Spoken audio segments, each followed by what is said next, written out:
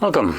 In front of me is a brand new released ASUS Zenfone 8, and today I will go over unboxing along with an overview of this phone. So let's pop it straight open.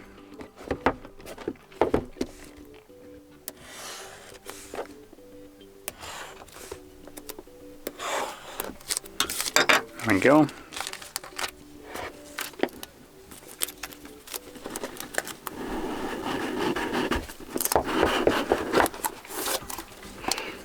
Now the packaging seems rather nice, at least the color is refreshing, not the typical black or completely white boxes. So let's pop it in here. We got a case. It's a hard case, so a hard plastic one. Let's pop it out.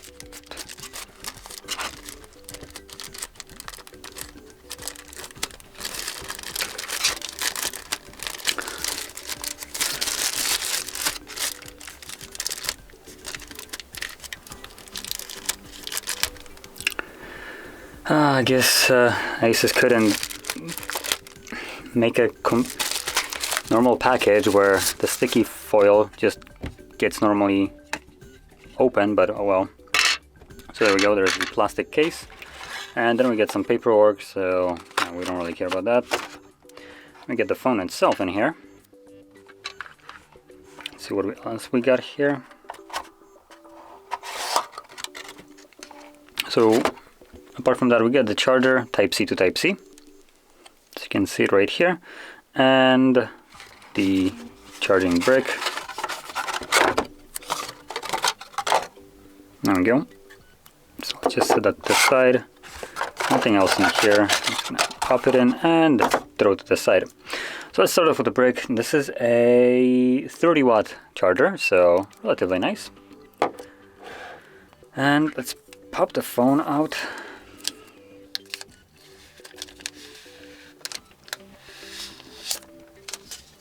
There we go. Let's turn it on. So while it's going to be turning on, I'm going to quickly go over the specifications of this phone.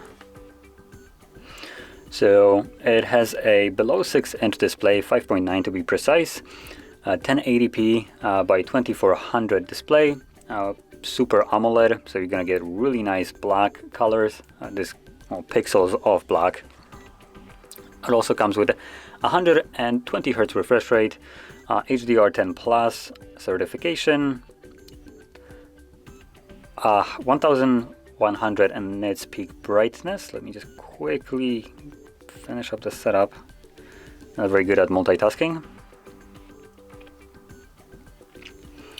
Okay, 1100 peak brightness, 82.9% screen to body ratio. So actually looks a little bit better than 82% or 83%, I would say. Not sure why.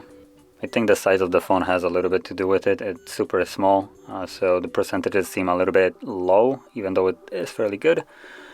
Also, in terms of pixel density, it has 446 pixels per inch. That is solely due to the fact with this being a below 6-inch display with the typical 1080p resolution. Okay, now that it's set up, let me max it out. It looks like it comes with dark mode enabled by default, unless I picked it by somehow. But anyway, so there it is. You make the wallpaper a little bit brighter just so you can see the actual screen. This looks nice. Apply. And there we go. So you can see it looks really nice. I can also pop the case while I'm at it. There we go. Now the case is basically the same thing as the back of the device, apart from just being plastic. It has the same logo in the same place. I don't really like it, it just makes it feel kind of cheap. But apart from that, it seems to be really nice. Now one thing that I have to mention is super nice here. Personally, I really like curved displays. That's kind of why I'm using still my outdated Mate 20 Pro. So when I seen this device, I really like the fact that it's super small, but the display itself kind of puts me off because it's not curved. But I have to say one thing, in terms of, for instance, if you're looking for a curved display like I am, primarily because of the gesture navigation, it just for me feels so much better with a curved screen. Here the screen basically ends. It's this, what Samsung, for instance, used to call their phones 3D glass or whatever. So it is a little bit rounded at the edge, and it is rounded to the point that it basically melts with the frame itself, making it feel super nice. So yeah, just thought I would point that out. Now moving to the camera department at the back, as you can see, it looks kind of underwhelming. We have only 2 cameras, but personally I do prefer to see less cameras rather than more and trash cameras, which has been the trend recently for majority of the manufacturers. So going over those, the main sensor is a 64 megapixel wide sensor, and then we got a 12 megapixel ultra wide. So honestly, it seems fairly good. Now those cameras do pull twice of what normal cameras do. From what I remember, the 64 or 12 was also doubles as macro lens, and there was also some other gimmick that other lens does something else. So that being said, technically it has quad camera setup, which is, in my opinion, just fine. At least the functionality is of a quad camera setup. And to be completely fair, I'd rather see those 2 cameras rather than them, for instance, add a 5 megapixel macro, 2 megapixel depth sensor. I genuinely despise this. It's such a trash way to market your device, just by adding literal trash to your device just so it seems better. So props to ASUS for not doing that. Hands down, really nice thing to, well, not include, which is kind of hilarious thing to say, that being happy that there is no additional cameras. But if they're useless, what's the point? So anyway, going back to the cameras, they shoot at 8K, 4K, and obviously 1080p. So at 8K you will be locked to 24 frames per second, so nothing really great.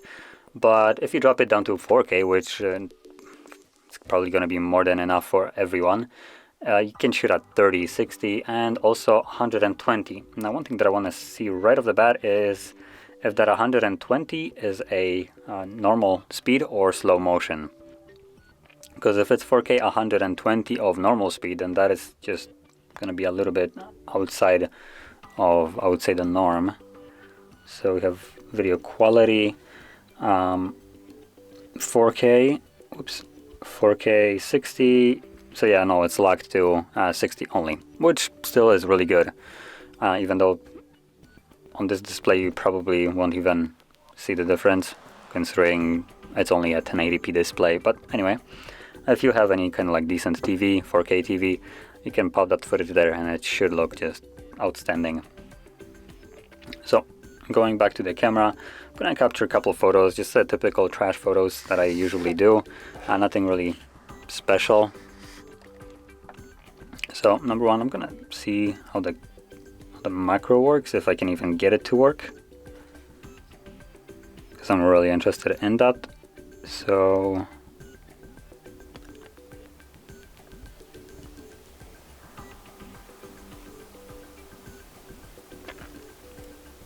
can't really find the macro in this case.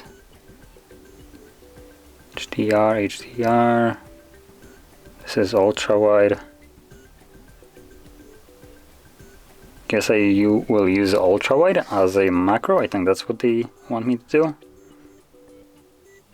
Move further to improve focus.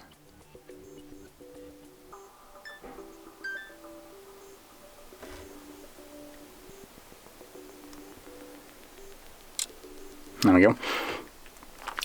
So let's quickly look at how this came out. Honestly, it looks fairly okay. A little bit lacking on the resolution. I can't really get really close into it. The brightness of the device isn't necessarily anything outstanding here, as you can see. Maybe let me just make the camera a little bit brighter. Not this way. This way. And I'm gonna drop the brightness of the lights so to compensate. Hopefully this will make the make it look a little bit better. There we go. So we should have a little bit more brightness now.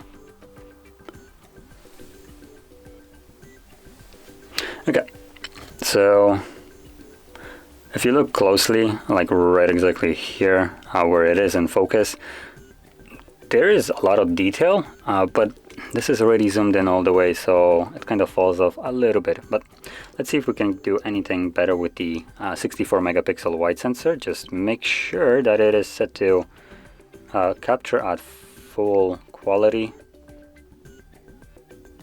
Camera sound, don't care. Camera resolution, there we go, 64. So obviously it was set to be a little bit lower, so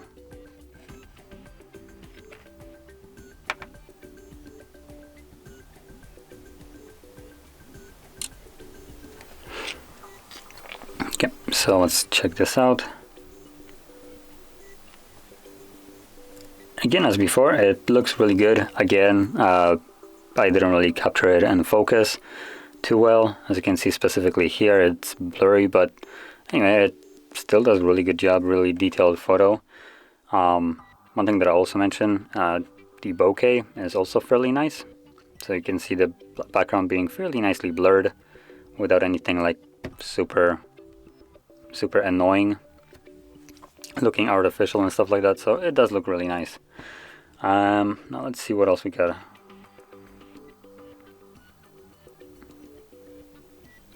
Portrait. See how portrait does with needles.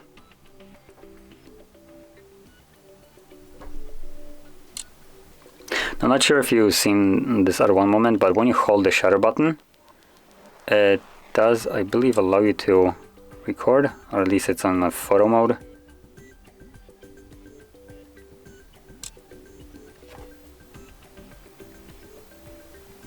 It was recording at one point. I'm not exactly sure how, but it started recording. So anyway, let me just remove these couple that I captured right here. Okay, so there's the portrait. Now portrait starts looking a little bit wonky, a little bit too dark and let's say grainy. It looks weird compared to the previous photo, but still it is detailed. So anyway, honestly, in terms of the camera department, I would want to see something a little bit better for a flagship device, considering this is supposedly a flagship phone. So those cameras seem a little bit more of a mid-range phone rather than a flagship. And honestly, I really like this, and the price is, I would say, really competitive, considering it costs around, I believe, $600 or something like that dollars. So for that price, it is, well, one of the cheapest flagships, but also it lacks in certain departments. One would be obviously the camera. The camera leaves a lot to be desired. Even though it captures primarily really good, just normal photos, it has no additions to it. Like, there's nothing extra. So I don't know, I'm maybe a little bit spoiled with phones, considering there's a lot of them coming through here.